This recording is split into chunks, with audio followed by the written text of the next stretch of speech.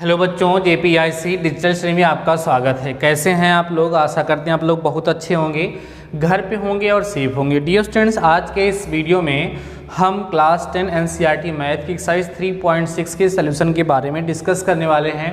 इसके पहले आप लोगों ने देखा कि हमने एक्सरसाइज 3.6 के सलूशन के बेसिस 2 वीडियो आप लोगों को प्रोवाइड कराया है, जिसमें हमने क्वेश्चन नंबर फर्स्ट के सारे पार्ट्स को कवर कर लिया है। और आपने देखा बच्चों की एक्सरसाइज 3.6 में हमने कुछ अलग टाइप के क्वेश्चंस को सॉल्व करना सीखा।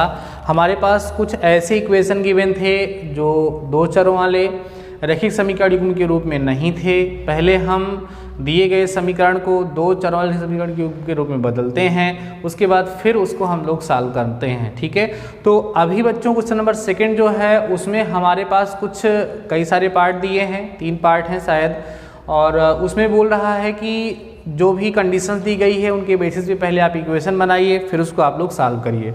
तो उसको हम लोग करेंगे। आज क्वेश्चन नंबर सेकंड के बारे में बच्चों डिस्कस करेंगे। काफ़ी अच्छे क्वेश्चन इसमें हैं, अपनी बुक निकालिएगा और देखिए क्वेश्चन नंबर सेकंड कह रहा है, निम्न समस्याओं को रैखिक समीकरण युग्मों के रूप में व्यक्त कीजिए और फिर उन्हें उनके हल ज्ञात कीजिए। ठीक है, जिसमें से यहाँ पर 3 पार्ट दिया है। पहला पार्ट हम सॉल्व करने चल रहे हैं। कह रहा है बच्चों, ऋतु धारा के अनुकूल, ऋतु कोई है, कोई लड़की है, ऋतु धारा के अनुकूल 2 घंटे में 20 किलोमीटर तैर सकती। धारा के अनुकूल का मतलब जैसे मान लीजिए नदी में आप तैर रहे हैं, तो एक होता है जिधर नदी बह रही है, जब उधर की तरफ हम तैरेंगे तो हमारी जो चाल होगी, हमारी जो स्पीड होगी वो थोड़ी बढ़ जाएगी ना, क्योंकि पीछे से मतलब उसमें जो धारा की दिशा है, जो धारा की स्पीड है वो भी हमारी स्पीड में ऐड हो जाएगी, जुड़ जाएगी। और अगर हम धारा की विपरीत दिशा में तैरेंगे, उल्टा चलेंगे, तो वहाँ पर हमारी चाल कम हो जाती है, क्योंकि वहाँ पर जो धारा होती है उतनी चाल, धारा की चाल हमारी चाल में से घट जाती है। तो कह रहे हैं कि जब धारा के अनुकूल चलते हैं तो 2 घंटे में ये 20 किलोमीटर तैर सकती हैं, और धारा के प्रतिकूल 2 घंटे में 4 ही किलोमीटर तैर सकती है। उसकी स्थिर जल में तैरने की चाल तथा धारा की चाल ज्ञात कीजिए। 2 चीज़ें आपको ज्ञात करना है, ऋतु की स्थिर जल में चाल और धारा की चाल, दोनों आपको ज्ञात करना है। ठीक है, तो जो ज्ञात करना है वही हम लोग यहाँ पर मानेंगे। ठीक है, चलिए सॉल्यूशन करिएगा। यहाँ पर कहेंगे बच्चों, माना ऋतु की स्थिर जल में चाल, ऋतु की स्थिर जल में चाल जो है वो हम मान लेते हैं x किलोमीटर प्रति घंटा, x किलोमीटर पर आवर। ठीक है, और साथ ही साथ मान लेते हैं बच्चों तथा धारा की चाल मान लो, धारा की चाल। ठीक है, जो नदी बह रही है उसमें बहने वाली जो धारा है उसकी चाल जो है हम लोग यहाँ ले लेते हैं बच्चों y किलोमीटर पर आवर। इतनी बात समझ में आ रही है। अब हमें ऋतु की चाल ज्ञात करनी पड़ेगी धारा की दिशा में और धारा की विपरीत दिशा में। ठीक है, समझते चलिएगा आराम से, काफ़ी अच्छा क्वेश्चन है। यहाँ लिखेंगे, अतः धारा की दिशा में नीतू की चाल, ऋतु है कि नीतू है? ठीक है, नीतू है कि ऋतु है? ऋतु लिखा है, ऋतु है। यहाँ पर इनका नाम जो है वो ऋतु बुक में लिखा है, तो ऋतु ही लिख लीजिएगा। माना धारा की दिशा में ऋतु की चाल, अगर धारा की दिशा की बात करेंगे तो चाल जुड़ जाएगी, x धन y किलोमीटर प्रति घंटा वहाँ पर हो जाएगा। ठीक है, और अगर हम धारा की विपरीत दिशा में ज्ञात करेंगे, धारा की विपरीत दिशा की हम बात करें, विपरीत दिशा में ऋतु की चाल, तो यहाँ पर घटाना पड़ेगा x minus Y kilometre per hour. इतनी बात समझ में आ रही है। हमने क्या किया, ऋतु जो है उनकी स्थिर जल में जो चाल थी वो x किलोमीटर प्रति घंटा हमने मान लिया, और धारा की चाल 22 किलोमीटर प्रति घंटा हमने ले लिया। तो धारा की दिशा में जब वो चलेंगे तो उनकी चाल जो धारा होगी उसमें जुड़ जाएगी, तो x plus Y kilometre per hour हो जाएगा। विपरीत दिशा की बात करेंगे तो उसमें से उतना घट जाएगा, x माइनस, वहाँ जुड़ेगा यहाँ घटेगा। ठीक है, अब यहाँ पर हम लोग बात करते हैं दोनों शर्त जो हमें दी गई है उनके बेसिस पे इक्वेशन बनाते हैं। यहाँ लिखेंगे बच्चों हम लोग प्रथम शर्तानुसार, ठीक है, प्रथम शर्तानुसार। प्रथम शर्त क्या कह रही है, इसने कहा है कि जब धारा की दिशा में वो चलते हैं तो कितना समय लेते हैं। कह रहे हैं धारा की दिशा में अनुकूल चलने में 2 घंटे में 20 किलोमीटर तैर सकता है, तो 20 किलोमीटर। तो बताओ यहाँ समीकरण क्या बन जाएगा बच्चों हमारा। आपको पता है कि दूरी बटे जो चाल होता है, दूरी बटे जो चाल होता है वो बराबर होता है किसके, समय के होता है, ठीक है। या आप ऐसे भी कह सकते हो कि चाल गुणे समय जो होता है, चाल गुणे समय जो होता है बच्चों वो बराबर होता है दूरी की, आपको पता है। तो धारा की दिशा में चाल कितनी थी इसकी, x धन y, कितने घंटे की बात हुई है यहाँ पर, 2 घंटे में 20 किलोमीटर, तो गुणे 2 हो जाएगा बराबर 20 हो जाएगा, यही तो होगा, चाल गुणे समय बराबर दूरी। दूरी यहाँ पर 20 किलोमीटर बोल रहा है और समय 2 घंटा, तो इसको काटोगे 2 दहम्मा 20 होता है, तो x धन y बराबर 10। ये भैया आपका समीकरण नंबर 1 यहाँ से तैयार हो जाएगा। बातें समझ में आ रही हैं, ये समीकरण नंबर 1 आपका तैयार हो गया। अब यहाँ पे हम लोग लिखेंगे बच्चों द्वितीय शर्तानुसार। क्या लिखेंगे, द्वितीय शर्तानुसार। दूसरी शर्त देखिए क्या कह रहा है, विपरीत दिशा में चाल x माइनस वाई थी, कितने समय की बात इन्होंने किया है यहाँ पर फिर से इसने 2 घंटे की ही बात की और 4 किलोमीटर चलता है, तो गुणे 2 बराबर 4, इसको काटोगे 2 दूना 4, तो x minus Y equal to 2 आएगा बच्चों। इस तरीके से हमारे पास 2 समीकरण अभी तैयार हैं, ठीक है। अगर हम इन दोनों समीकरणों को हल करते हैं किसी भी विधि से, विलोपन से, प्रतिस्थापन से, बजगुणन से, किसी से भी, तो हमें यहाँ से x और y का मान प्राप्त हो जाता है।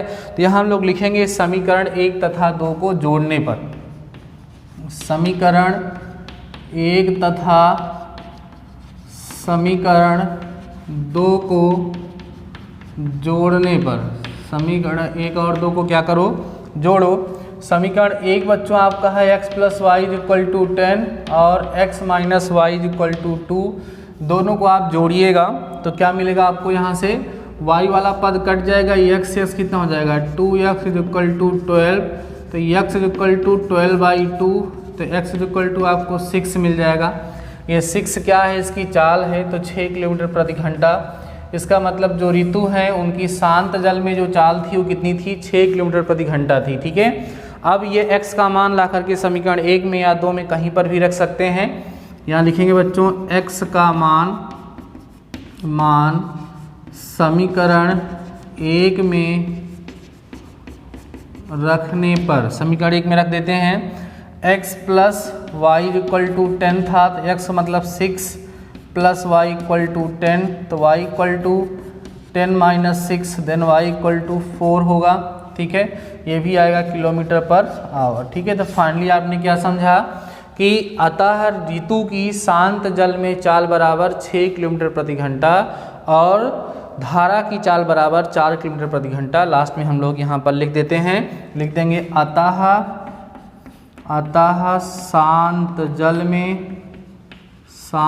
जल में ऋतु की चाल बराबर 6 किलोमीटर प्रति घंटा, ठीक है, तथा धारा की चाल बराबर यहाँ पर हो जाएगा बच्चों आपका कितना, 4 किलोमीटर प्रति घंटा। इस तरीके से हम लोग इसको सॉल्व कर लिए। बातें समझ में आई, क्वेश्चन आप लोगों को कंप्लीट तरीके से समझ में आ गया होगा बच्चों, बहुत ही आसानी से, बहुत धीरे धीरे हमने इसको आपको समझाया है। तो वीडियो को पास करके इस क्वेश्चन को आप लोग नोट कर लीजिए, देन हम लोग डिस्कस करते हैं बच्चों इसके नेक्स्ट पार्ट के बारे में जो हमारा क्वेश्चन नंबर 2 है, ठीक है।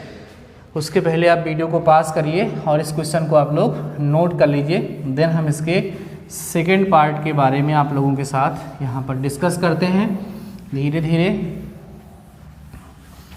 सेकेंड पार्ट भी काफ़ी अच्छा क्वेश्चन है, उसको भी हम लोग यहाँ पर देख लेते हैं, ठीक है। सेकेंड पार्ट देखिए बच्चों, यहाँ पर क्या बोल रहा है, कह रहे हैं कि 2 महिलाएं एवं 5 पुरुष एक कसीदे के काम को साथ साथ 4 दिन में पूरा कर सकते हैं, जबकि 3 महिलाएं एवं 6 पुरुष उसको 3 दिन में पूरा कर सकते हैं। ज्ञात कीजिए कि इसी कार्य को करने में एक अकेली महिला कितना समय लेगी, पुनः इसी कार्य को करने में एक पुरुष कितना समय लेगा। तो हम लोग यहाँ मानेंगे, माना इस काम को करने में एक पुरुष अकेला x दिन लेगा। ठीक है, अकेला वो काम करेगा तो x दिन में उस काम को पूरा कर देगा। अतः उसके एक दिन का काम बराबर 1/x। इसका क्या मतलब हुआ सर? एक छोटा सा एग्जाम्पल बताते हैं। मान लीजिए एक खेत की जुताई करनी है और मैं उस खेत की जुताई करता हूँ ट्रैक्टर से, और उस खेत की जुताई करने में मुझे 4 दिन लगते हैं। सपोज करिए उस खेत की जुताई करने में मुझे 4 दिन लगते हैं, तो एक दिन में कितना करेंगे हम? उसका 1/4, 1/4 भाग उस खेत की जुताई हम एक दिन में कर पाएंगे। तो वही मतलब है, अगर उसको पूरा काम करने में x दिन लग रहा है तो एक दिन में 1/x काम उसका वो करेगा। ठीक है,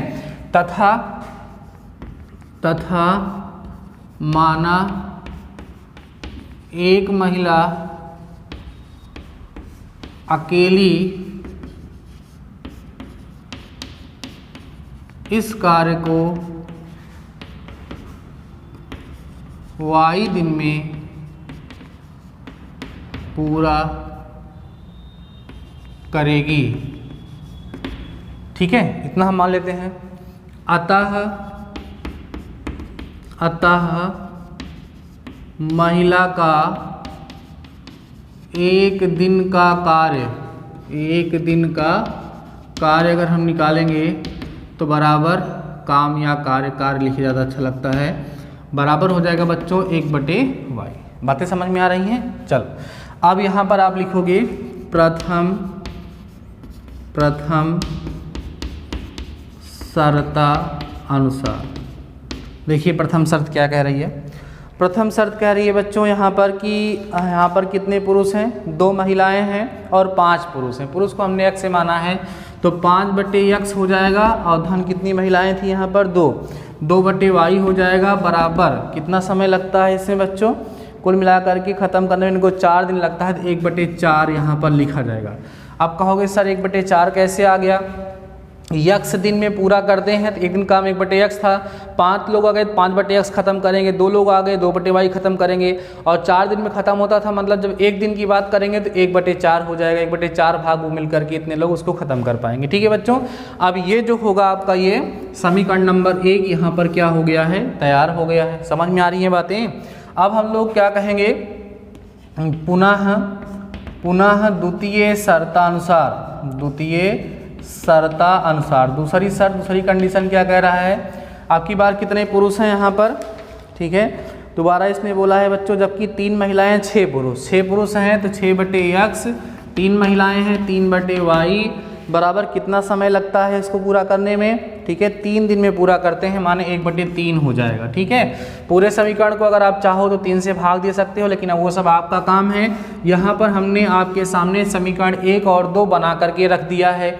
समीकरण 1 और 2 को आप लोग कैसे हल करेंगे बच्चों? यह ऐसे समीकरण हैं जिन्हें आपको 2 चरों वाले रैखिक समीकरण युग्म के रूप में पहले बदलना पड़ेगा, उसमें बदल करके तब आपको इसको हल करना पड़ेगा। तो मैंने इसको सिखाया है आप लोगों को क्वेश्चन नंबर फर्स्ट में, काफ़ी डिटेल में इसके बारे में हमने डिस्कस किया है। तो अभी आपका काम है इक्वेशन फर्स्ट को और इक्वेशन सेकंड को बच्चों किसी भी मेथड से आप इसको सॉल्व करिएगा।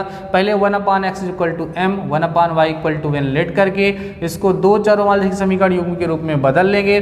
बदलने के बाद हल करके तब जाकर के हम x और y का मान वहाँ से प्राप्त कर पाएंगे। समझ में आ रही बातें? तो इसके आगे हमें विश्वास है कि आप लोग कर लेंगे। यहाँ तक नोट करिए और इसके आगे आप लोग खुद से करने का बच्चों प्रयास करेंगे। ठीक है, आइए अब हम लोग डिस्कस कर लेते हैं इस एक्सरसाइज का लास्ट क्वेश्चन, जो इसका थर्ड पार्ट होगा। उसमें भी हम आपको इक्वेशन बना के दे देते हैं और आप लोग इक्वेशन को तो सॉल्व कर ही लेंगे बच्चों, क्योंकि अभी पूरे चैप्टर में हमने आप लोगों को केवल और केवल समीकरण को हल करना ही सिखाया है, तो काफ़ी हद तक आपको समीकरण को हल करना समझ में आ गया होगा। चलिए आगे बढ़ते हैं। कह रहे बच्चों, रूही 300 किलोमीटर की दूरी पर स्थित अपने घर जाने के लिए कुछ दूरी रेलगाड़ी द्वारा तथा कुछ दूरी बस द्वारा तय करती है। उसका घर कितना दूर है? 300 किलोमीटर उसका घर है। कह रहे हैं कुछ दूरी वो रेलगाड़ी से जाती है तथा कुछ दूरी वो बस से जाती है। यदि वह 60 किलोमीटर रेलगाड़ी द्वारा तथा शेष बस द्वारा यात्रा करती तो उसे 4 घंटे लगते। यदि वह 100 किलोमीटर रेलगाड़ी से तथा शेष बस द्वारा जाता तो उसे 10 मिनट अधिक लगते। रेलगाड़ी तथा बस की क्रमशः चाल ज्ञात कीजिए। तो मान लेंगे हम लोग यहाँ पर सबसे पहले, माना रेलगाड़ी की चाल बराबर x किलोमीटर प्रति घंटा तथा बस की चाल बराबर y किलोमीटर प्रति घंटा। हमने रेलगाड़ी की चाल x किलोमीटर प्रति घंटा ले लिया, बस की चाल इतना ले लिया। अब ज़्यादा मत करिए, फर्स्ट केस या प्रथम शर्तानुसार। देखो बच्चों, पहली कंडीशन में पहली चीज़ तो ये क्या है? चाल है। समय कैसे बदलता है? दूरी को चाल से भाग देंगे। पहली कंडीशन में कह रही हैं कि 60 किलोमीटर रेलगाड़ी द्वारा चलता है, तो 60 किलोमीटर चलने में कितना समय लगेगा? 60/x।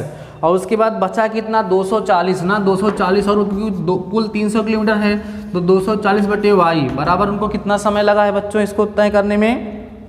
कह रहे हैं तय करने में उनको तय करती है से जितना द्वारा, तो उसको 4 घंटे लगते हैं। इसमें कितना घंटा लगा उनको? 4 घंटा।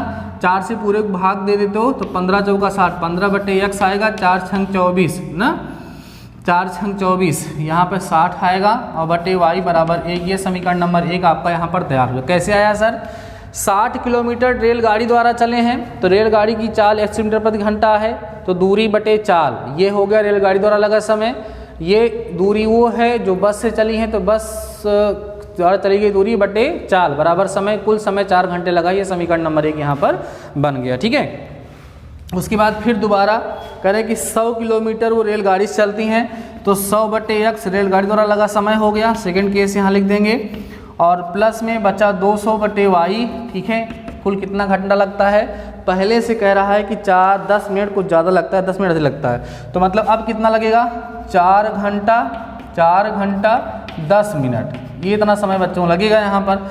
तो आपका हो गया 100/x धन 200/y और 4 धन इसको घंटे में बदलोगे तो 1/6 आएगा। 60 से भाग देंगे तब जाके घंटे में बदलेगा। 6 चौक 24, 1 25, कुल मिला के मिलेगा बच्चों 100/x plus 200/y equal to 25/6। This is equation number 2। तो हमने यहाँ पर बच्चों कंडीशन का यूज़ करते हुए समीकरण 1 और समीकरण 2 मीन्स दोनों के दोनों समीकरण को बना दिया है।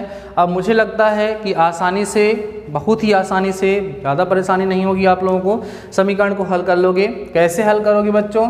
आप मानोगे यहाँ पर, माना 1/x इक्वल टू m समीकरण number A, 1/y equal to n समीकरण नंबर B। तो हमारे समीकरण जैसे हम ये भी करवाए थे, तो आपके समीकरण वहाँ पर जो होंगे तैयार हो जाएंगे। जब समीकरण आपके तैयार हो जाएंगे तो उसको आप लोग पहले हल करोगे तो m और n की वैल्यू आपको मिलेगी। m और n की वैल्यू के बाद बच्चों फिर जा कर के वहाँ से जब m और n की वैल्यू ले जा कर के रखोगे तो आपको x और y की वैल्यू भी प्राप्त हो जाएगी। तो डियर स्टूडेंट्स, आज के इस वीडियो के साथ आपका चैप्टर 3 कंप्लीट हुआ। आप अपनी NCERT की बुक में देखेंगे तो एक साइज और दी गई, जिसका नाम है प्रश्नावली 3.6, जिसको ऐच्छिक प्रश्नावली के नाम से जाना जाता है। वो एग्ज़ाम के दृष्टिकोण से नहीं होती है, उसको एग्ज़ाम के समय के लिए पढ़ाना नहीं चाहिए, उसको नहीं पढ़ाया जाता है। और अब की बार तो आपको पता है और ज़्यादा समस्या है, इसलिए उसके एकदम 0% है पूछे जाने की। इसके पहले भी कभी भी उस साइज से आपके एग्जाम में क्वेश्चन नहीं पूछे जाते हैं। तो ऑप्शनल अभी हमें नहीं सॉल्व करना है। एक बार जब हम लोग सिलेबस को कंप्लीट कर लेंगे देन जो एक्स्ट्रा चीज़ें पढ़ाने की ज़रूरत पड़ेगी उनको भी हम आप लोगों के साथ शेयर करेंगे, उनको भी हम लोग पढ़ा देंगे। अभी ये आप कंप्लीट मान के चलिएगा कि आपका चैप्टर नंबर 3 कंप्लीट हो गया है। चैप्टर नंबर 2 तो बच्चों आपके सिलेबस में ही नहीं था, उसको हटा दिया गया था। अब हम लोग चैप्टर 4 के बारे में डिस्कस करेंगे, जो हमारा द्विघात समीकरण, जिसको हम बोलते हैं क्वाड्रेटिक इक्वेशन। बहुत ही ज़्यादा इंपॉर्टेंट चैप्टर है, बहुत ही ज़्यादा इंटरेस्टिंग चैप्टर है और उसको हम लोग एक नए सिरे से स्टार्ट करेंगे। तब तक अभी आप लोग इस वीडियो को देखने के बाद अगर आपका कोई वीडियो छूट गया तो सबको देख करके आराम से चैप्टर 3 को कंप्लीट कर लीजिए, नोट्स कंप्लीट कर लीजिए और मेरे पास सेंड कर दीजिए, ठीक है। तो ठीक है बच्चों, आज के इस वीडियो में बस इतना ही। शानदार रहिए, मस्त रहिए और पढ़ते ज़रूर रहिए। मिलते हैं नेक्स्ट वीडियो के साथ, तब तक अपना ख्याल रखिए।